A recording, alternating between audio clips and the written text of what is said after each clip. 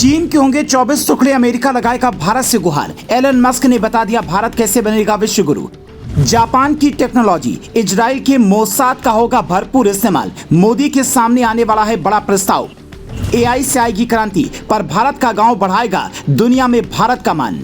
बढ़ती आबादी ही हमें बनाएगी महान। भारत का विश्व गुरु बनने वाला नया फार्मूला ना तो अर्थव्यवस्था पर आधारित है, ना ही आस्था पर। यह नया फार्मूला एलन मस्क ने जो सुझाया है वो बिल्कुल अलग है, जिसे सुनकर आप कहेंगे भाई हम तो अब विश्व गुरु बन ही जाएंगे।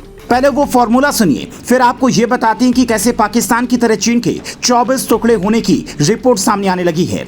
दुनिया के बड़े बड़े देश फिलहाल संकट में हैं। ब्रिटेन में आर्थिक संकट है, जापान में आबादी संकट है। जापान में 1968 के बाद से जनसंख्या में सबसे बड़ी गिरावट आई है। अमेरिका में भी बर्थ रेट कम हो रहा है। चीन, सिंगापुर, इटली, ब्रिटेन और साउथ कोरिया में लोग कम बच्चे पैदा कर रहे हैं। जन्म दर गिर रहा है।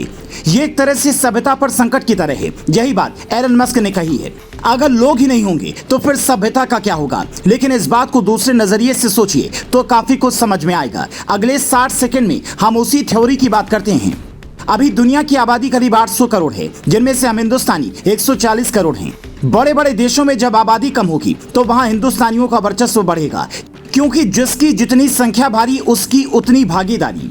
अब जब लोग उस देश में रहेंगे तो वहां के पॉलिटिकल सिस्टम से लेकर बिजनेस तक में हमारी भागीदारी बढ़ेगी, जैसा अभी ब्रिटेन, अमेरिका और कनाडा जैसे कई देशों में देखने को मिल रहा है। एक वक्त ऐसा आएगा जब पूरी दुनिया में हिंदुस्तानियों का राज होगा, लेकिन ये कोई तुरंत नहीं बल्कि काफी लंबे वक्त में हो सकता है।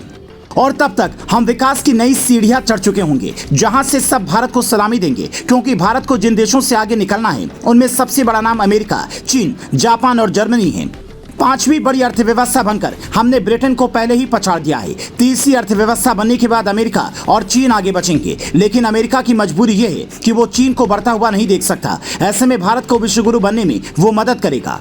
जापान की टेक्नोलॉजी और इजराइल की मोसाद की मदद अभी भी भारत को मिलती है और आगे भी मिलेगी, लेकिन असली अड़ंगा चीन डालने वाला है। लेकिन उसका ऐसा इंतजाम हुआ है कि वो अपनी ही हालत नहीं सुधार पा रहा है। विदेशी मीडिया में ऐसी खबरें हैं कि जो हाल 90 के दशक में सोवियत संघ का हुआ, वो अलग अलग टुकड़ों में बटा, वही अब चीन का होने वाला है। वहां की मुद्रा युआन कमजोर हो चुकी है, प्रॉपर्टी की रेट लगातार गिर रही हैं और अर्थव्यवस्था बुरी तरह से चौपट हो गई है, जिसमें जिनपिंग घबरा उठी हैं। और ऐसा अनुमान जताया जा रहा है कि चीन में बवाल बढ़ेगा और चीन के टुकड़े होने शुरू हो जाएंगे। कहते हैं कि दुश्मन परेशान हो तो खुशी तो होती ही है, पर भारत एक जिम्मेदार देश है, इसीलिए परेशान मुल्कों की मदद करता है। चाहे वो तुर्की एक तरफ एहसान फरामोश मुल्क हो या फिर पाकिस्तान की तरह खराब पड़ोसी, भारत मानवता सबके साथ दिखाता है। और इसीलिए दुनिया के बड़े बड़े देश जब भारत विश्व गुरु बनेगा तो विरोध नहीं करेंगे, क्योंकि हम चीन या अमेरिका की तरह दुनिया पर राज करना नहीं बल्कि दुनिया को परिवार समझकर चलाना चाहते हैं।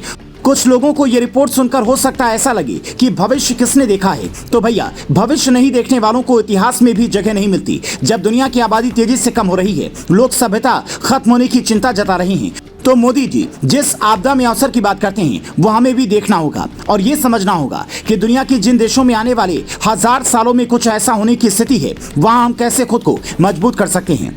क्योंकि असली विश्व गुरु बनना तो वही है जब पूरी दुनिया पर हमारा दबदबा हो और लोग हमारी संस्कृति, हमारे धर्म, हमारी शिक्षा और हमारे रीति रिवाजों की मिसाल दे रहे हों। शायद इसीलिए पीएम मोदी ने इस बार लाल किले की प्राचीर से 2047 का नहीं बल्कि 1000 साल आगे का सपना दिखाया, क्योंकि 1000 साल बाद काफी कुछ बदलने वाला है, जिसका एहसास पूरी दुनिया को है।